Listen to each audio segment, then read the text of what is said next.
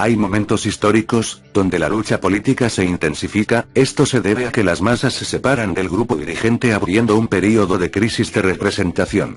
La hegemonía de Estado se erosiona, solo queda la cohesión, la sociedad se desordena, aparece entonces, un período de crisis orgánica, es decir, crisis del Estado en su conjunto.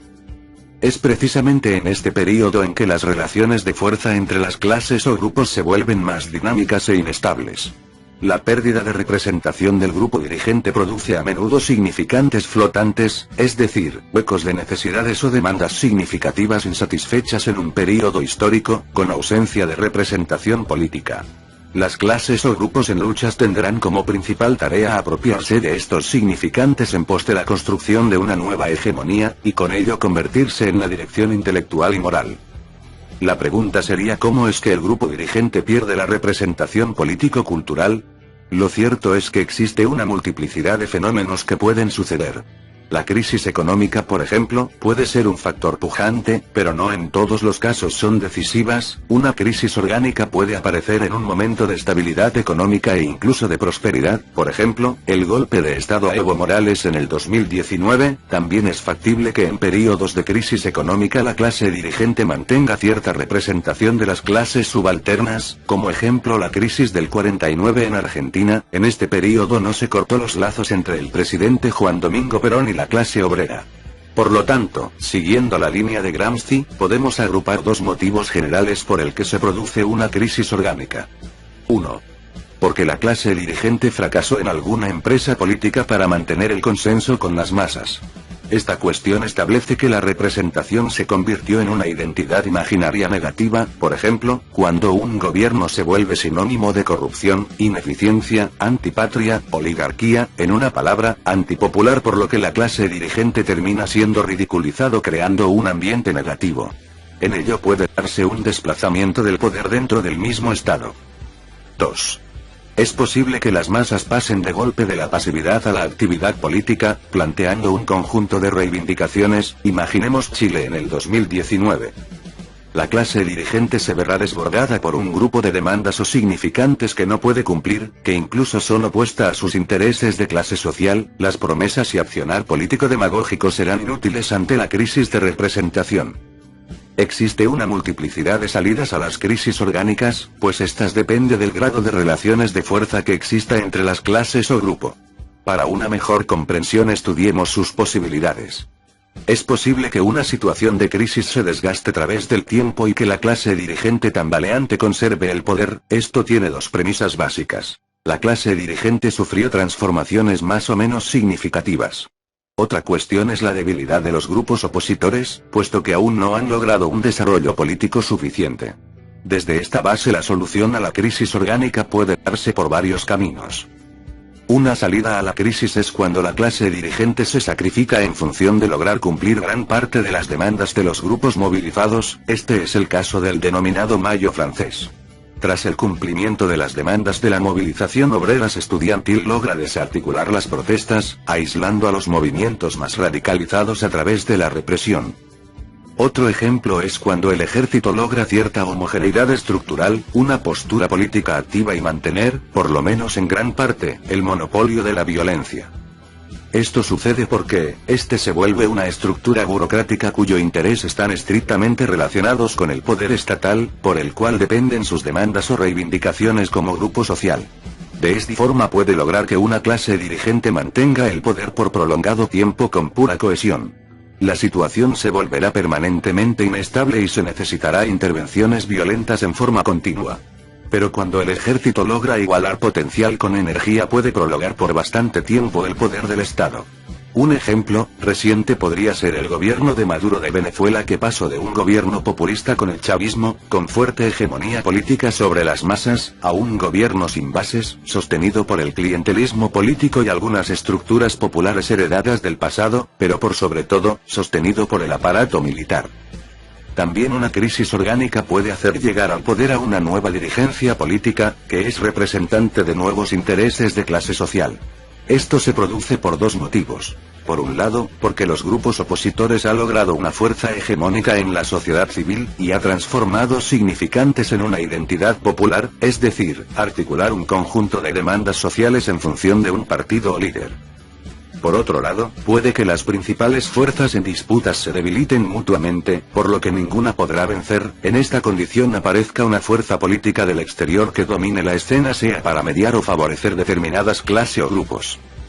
Una clase dirigente puede tomar el poder cuando su voluntad particular se convierte en voluntad general, logrando penetrar con sus ideas en los distintos niveles de la sociedad civil, transformando su concepción ideológica en sentido común de las masas. La guerra del Vietnam es un ejemplo interesante, porque explica la intensidad que puede adquirir este fenómeno político, que incluso con una masacre a gran escala, con la eliminación física de poblaciones enteras, no basta para doblegar la voluntad popular de una nación.